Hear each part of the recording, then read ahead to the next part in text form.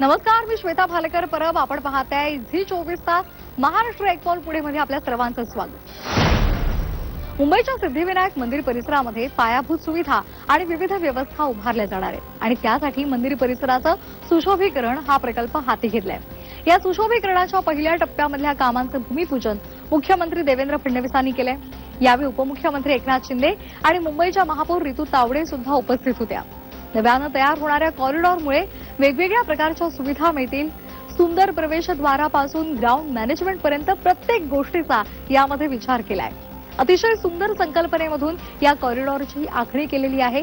हा कॉरिडॉर झाल्यानंतर भाविकांची संख्या वाढेल आणि त्यांना एक वेगळी अध्यात्मी मिळेल असा विश्वास मुख्यमंत्र्यांनी व्यक्त केला आहे.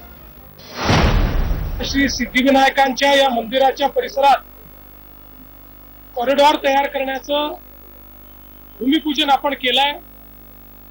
या कॉरिडॉरमुळे इथे वेगवेगळ्या प्रकारच्या व्यवस्था उभ्या होतील. सुंदर प्रवेशद्वारापासून तर क्राउड मॅनेजमेंट पर्यंत प्रत्येक गोष्टीचा विचार करण्यात आलेला आहे. मुख्यमंत्री देवेंद्र फडणवीस आणि केंद्रीय मंत्री नितीन गडकरी यांनी गोदाम लॉजिस्टिक पार्कचा भव्य शुभारंभ आणि कोनशिला अनावरण केलं.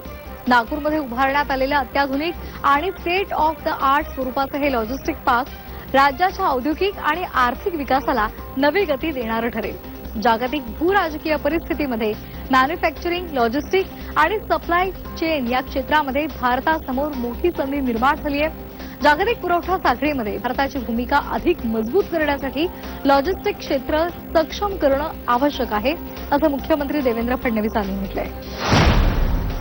महाराष्ट्रामध्ये औद्योगिक गुंतवणूक, रोजगार निर्मिती आणि आधुनिक औद्योगिक परिसंस्था विकसित करण्याच्या दृष्टीनं सुमारे 89,731 कोटींच्या 5 विशाल आणि अतिविशाल प्रकल्पांना विशेष प्रोत्साहन द्यायला मान्यता मिळाली आहे. मुख्यमंत्री देवेंद्र फडणवीसांच्या अध्यक्षतेमध्ये उद्योग विभागाच्या मंत्रिमंडळ उपसमितीच्या बैठकीत ही मान्यता देण्यात आली आहे. उपमुख्यमंत्री एकनाथ शिंदे यांनी या संदर्भात माहिती दिली. या प्रकल्पांमुळे राज्यामध्ये अंदाजे 20,000 प्रत्यक्ष आणि अप्रत्यक्ष रोजगार निर्माण होतील.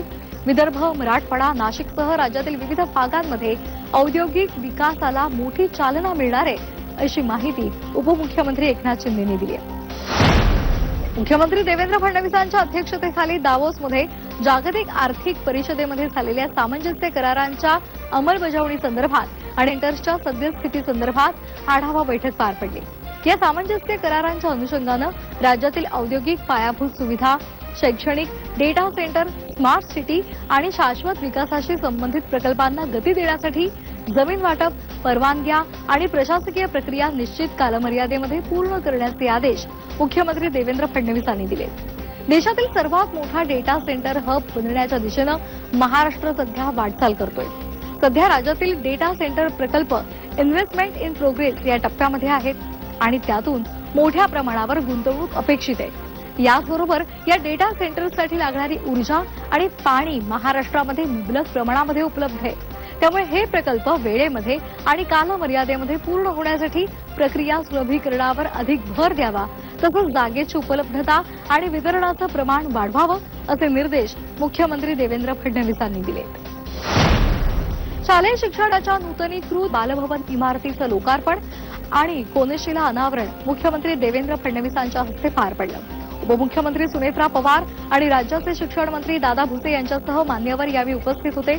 अतिशय सुंदररित्या तयार झालेल्या बालभवन वास्तूमध्ये आपल्या महानगरपालिकेमधील शाळांमधील मुलांना आणावं, त्यांना इथल्या वातावरणाचा आनंद घेण्याची संधी द्यावी, अशी विनंती मुंबईच्या महापौर आणि मुंबईच्या आयुक्तांना करणार असल्याचं मुख्यमंत्री देवेंद्र फडणवीसांनी सांगितलंय.